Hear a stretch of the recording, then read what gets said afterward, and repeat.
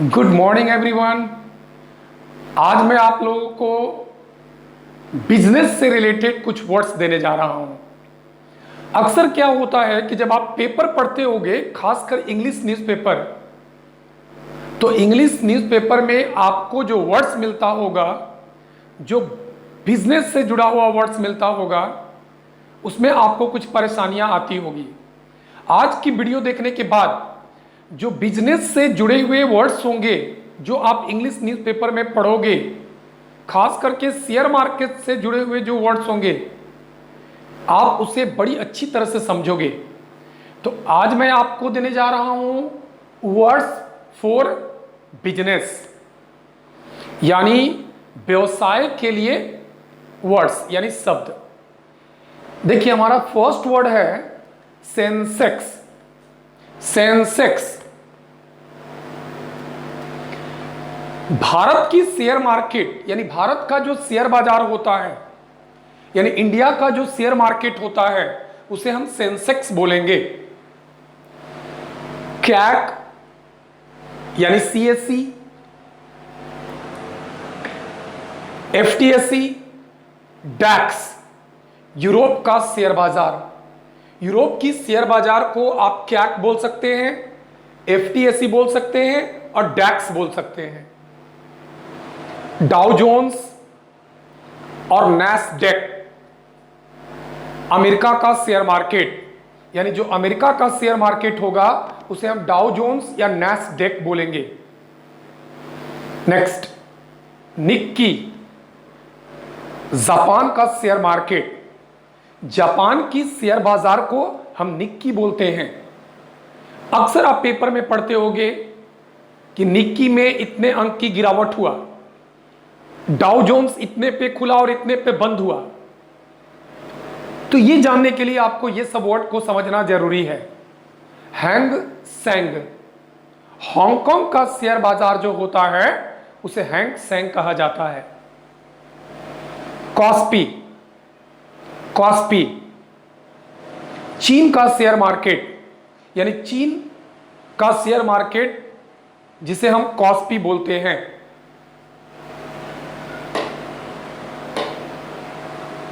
चलिए, price hike और price सोर, मूल्य वृद्धि। मूल्य वृद्धि को प्राइस हाइक या प्राइस सोर बोलेंगे। स्टीप हाइक, काफी बढ़ा हुआ मूल्य। कोई भी बढ़ा हुआ जो मूल्य होता है उसको स्टीप हाइक कहा जाता है। चलिए, कट डाउन, कट डाउन यानी कटौती करना। कटौती करना उसको कट डाउन बोलेंगे। चलिए, क्रूड ऑयल, कच्चा तेल। जो कच्चा तेल होता है उसको क्रूड ऑयल बोलेंगे, यानी सिर्फ क्रूड का मतलब कच्चा हो जाएगा। चलिए, हुप और स्लंप, एकाएक गिरावट। अक्सर आपको सुनने में मिलता होगा कि आज बाजार में हुप कर गया, यानी स्लंप हो गया, यानी एकाएक गिरावट हो गया। लेकिन जब बाजार में तेजी आ जाती है तो उसे हम रैली बोलते हैं। रैली, या कहीं कहीं बूम भी मिलता है, मार्केट बूम या फिर रैली, तेजी आना या तेजी का समय। चलिए, जूम टाइम मीन्स उछाल का समय। जो मार्केट में उछाल का समय होता है उसको जूम टाइम कहा जाता है। हेज, अक्सर आप पेपर में पढ़ते होंगे तो आपको पढ़ने को मिलता होगा हेज, जोखिम कम एवं मुनाफा अधिक। यानी जिस कंपनी में आपको ज्यादा मुनाफा होने वाला है और आपका रिस्क वहां पे कम है, उसके लिए हेज का यूज किया जाता है। चले, रिसेशन, आर्थिक मंदी। जैसे अभी रिसेशन का पीरियड चल रहा है कोरोना काल के बाद, यानी आर्थिक मंदी का दौर चल रहा है। ब्लू चिप, ये सबसे सेफ कंपनी होता है, ब्लू चिप कंपनी। अक्सर आपको कोई कहता होगा कि ब्लू चिप कंपनी में इन्वेस्ट करो। अब आप कंफ्यूज होते होंगे कि ये ब्लू चिप कंपनी होता क्या है। तो ब्लू चिप कंपनी वैसे कंपनी का शेयर होता है जिनका जो मैनेजमेंट होता है, जिनकी जो प्रबंधक होते हैं, यानी प्रबंधन जिनका होता है वो एक्सपर्ट होता है। यानी वैसे कंपनी का शेयर जिनका मैनेजमेंट एक्सपर्ट होता है उसको हम ब्लू चिप कंपनी कहते हैं। बुलिश, बुलिश बाजार उछाल पर होना, इसको हम बुलिश बोलेंगे। Market is bullish. Tie up, मिल जाना, यानी दो कंपनी या दो से ज्यादा कंपनी जब आपस में मिल जाते हैं तो हम उसको टाई अप बोलेंगे, टाई अप हो गया।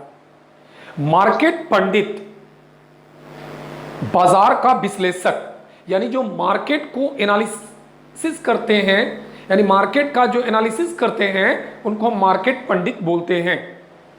अक्सर सुनने को मिलता होगा कि शेयर मार्केट के मार्केट पंडित ने कहा कि इस कंपनी का जो शेयर होगा वो बुलिश होगा, यानी उछाल पर होगा।